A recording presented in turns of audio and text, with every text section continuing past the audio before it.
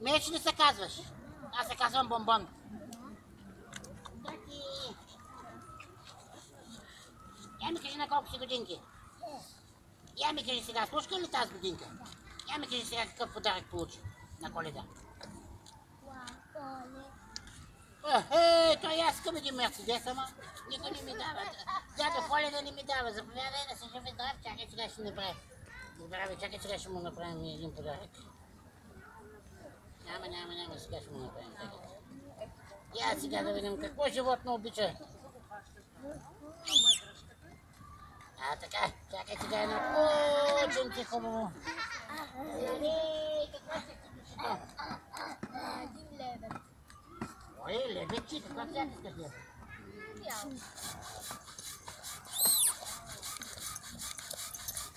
Сега само на този знак да направим и на тебе ще направим сега. Голямо кученце ли искаш или малко? Не можах да го разбера, но... Айде голямо ще ти направим един дакъл подвижен кремвирш. Ама ти няма да ядеш кремвирш, ще те не са. Хубави храни. Ау, да видим сега какво е това. Вау! Заповядай да си жив и здрав. А ти какво искаш? Лебед. Какъв цвят? Бял. Чао, живи и здрави. Бяло лебедче. Не искаш ли жълто? Чакай. Ти как се казваш? Джем. Ау, знаеш ли, че има такъв певец, Джем? Да, има, наистина. Има такъв певец, Джем. Не знам. Има. Няма се. Джем Хариско се казва. От египетско-турски произход. Аз защото съм музикант, зато и ги знам. Опа, чакай сега някой ми звъни. Чакай сега да. Ало. Има бе.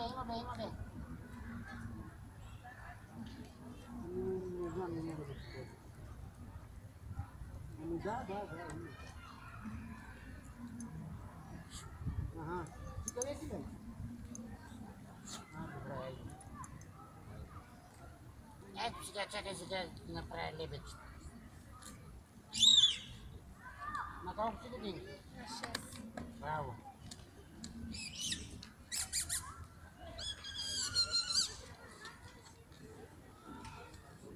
Кажи сега вълшебните думички. Абракадабра. Симсалаби. Така.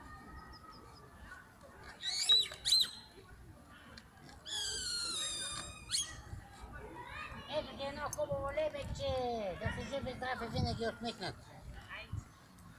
Айде, чао.